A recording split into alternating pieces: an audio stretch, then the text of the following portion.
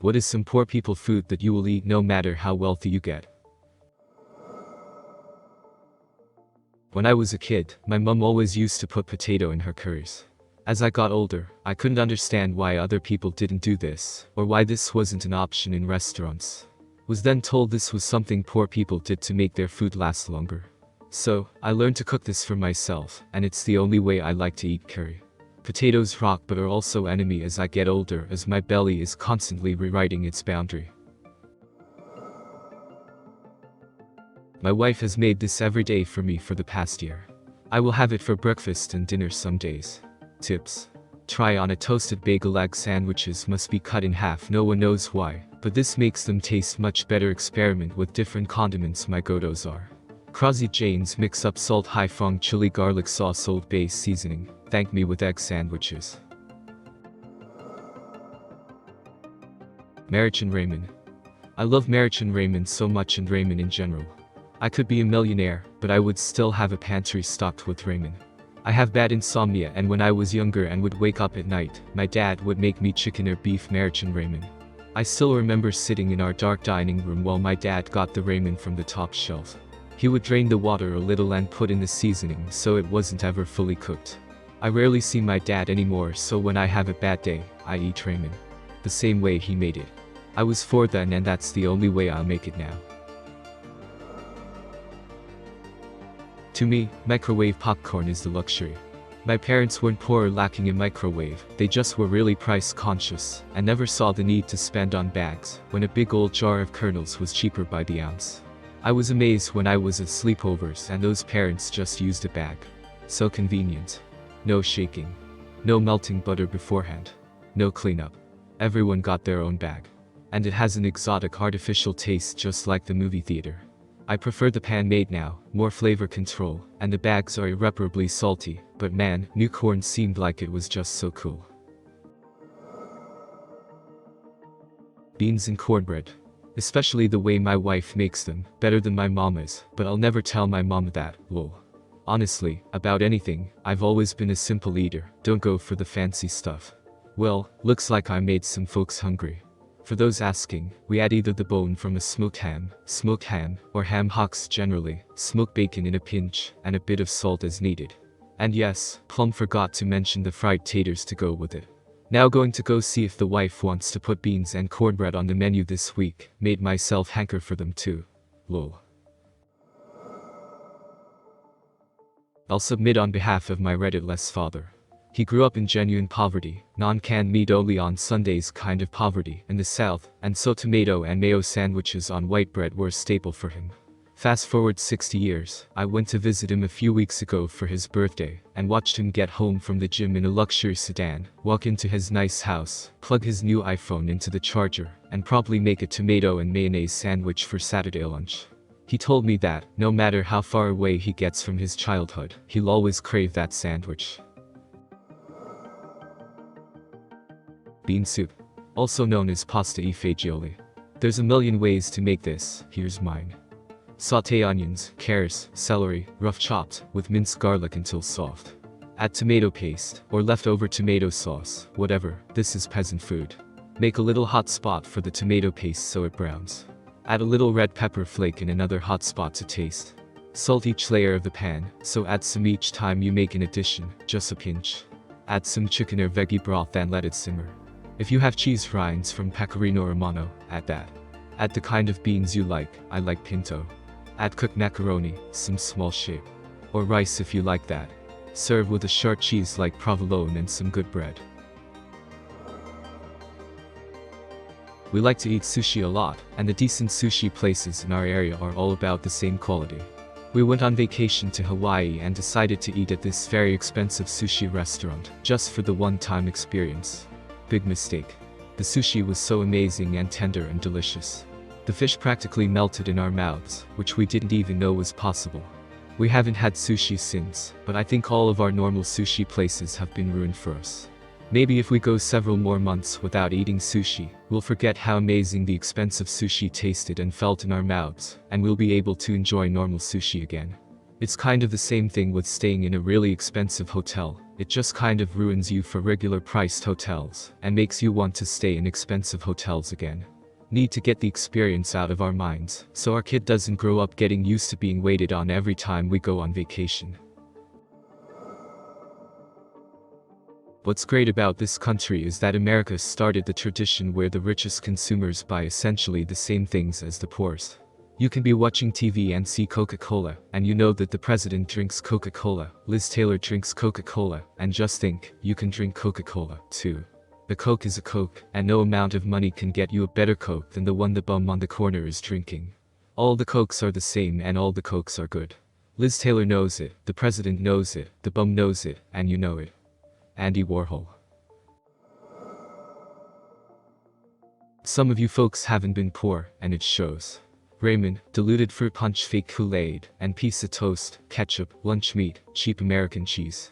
Wish dogs, day-old hot dog bun with ketchup, mustard, and hopefully some dill relish. Mac and cheese made with margarine and no milk, cause that shit doesn't last when we can get it. Sausage in a tortilla. Some random night when I was a kid, we were supposed to have smoked sausages with noodles, but my mom forgot to get the skillet noodles, and the only other stuff we had was leftover tortillas and fixings from tacos the night before. So, we had a new dish that was just a tortilla with a smoked sausage, salsa and shredded cheese. To this day that's still my ultimate cheap comfort food. My wife and her entire family made fun of me when I mentioned this as one of my favorite dishes, until her mom tried it. It's simple and kind of dumb, but it's my go-to poor person food that I will eat until the day I die. Sausage in a tortilla. Some random night when I was a kid, we were supposed to have smoked sausages with noodles, but my mom forgot to get the skillet noodles, and the only other stuff we had was leftover tortillas and fixings from tacos the night before. So, we had a new dish that was just a tortilla with a smoked sausage, salsa and shredded cheese. To this day that's still my ultimate cheap comfort food. My wife and her entire family made fun of me when I mentioned this as one of my favorite dishes, until her mom tried it. It's simple and kind of dumb, but it's my go-to poor person food that I will eat until the day I die. It's a Greek food called tortinas, made from sour milk or yogurt and flour that are left to dry in the sun. It's then boiled into a soup. It's the only thing my grandma could afford to make. She made it from scratch herself. That was nutritious because they were poor, but it tastes so good, and it's just something that's moved down to my generation, and I will in turn pass on to my children since it's not that common of a food to eat, even though it's also sold in supermarkets, except it's just not the same as the stuff made by hand in a village. Toasted white bread plus margarine plus cinnamon sugar. I grew up upper middle class, but my mom kind of pretended we were poor. Realistically, she was really just abusive and not providing for me the same way she was for my brother. I did chores for neighbors and relatives to make money from a young age. They didn't know it was for groceries and basic necessities. I obviously had a very limited amount of funds and a very limited ability of what I knew how to make. So, for breakfast I'd pretty much make that for myself daily. From elementary to high school. I'm 26 now, and a mom of 2. We are much better off financially than I used to be, and our fridge is always stocked with all the things I could only have dreamed of as a kid, which I'm thankful for, but I still add white bread margarine on my shopping lists, just to make this for myself, and sometimes my daughter, when I'm feeling down. Any food I enjoy. Because there's no shame in the ingenuity and creativity someone had to have to make something from very little taste good. On the other hand, no matter how much money I ever have, I would never overpay for something just because I could. Paying high prices for rare wine? Totally fine. Paying nearly $1,000 for someone to put gold on my food? No. I would be wealthy, not stupid. Effect. It's a pound of ground meat with 6 eggs cracked into it, an avocado on top, kimchi, and hot sauce. One time I ate beef egg before a movie date, and ended up leaving the movie halfway through because I was getting the sweats. And then I pulled over on the highway on my way home and threw up a lot. And then I felt great. And then I called her and told her that I did that. No, we're not dating anymore, but that wasn't a contributor as to why. I actually broke up with her because her sisters were worse than what I left on the highway. She was great though. Probably would have taken her to end zone if it wasn't for Gabby. Ugh. I don't think I'll ever stop drinking instant coffee. When I've had recommended great coffee, I thought, this is pretty good, and not, my mind is blown, and I can only drink this from now on. I won't turn down a quality cup, but instant is good enough for me. Making coffee the proper way is also a pain in the ass, and I'm lazy. I've always viewed the coffee bean aisle at supermarkets as upper middle class territory. I have no business there unless that's where the jars of instant are displayed. My mom made this dish we called spam goulash. Cube a can of spam and fry it with some onions and garlic, throw in a can of sliced tomatoes and let it heat through, and once everything is nice and hot, throw in some mixed vegetables. We always threw in an extra can of corn, because we like corn. Serve it over hot rice and it tastes amazing. It wasn't till we moved in with my auntie and they said they wouldn't eat that poor people food I realized that it wasn't a common thing for everyone to eat. Bona turns this around and give places I would avoid. TS restaurants come to mind. There are a lot of these kinds of restaurants.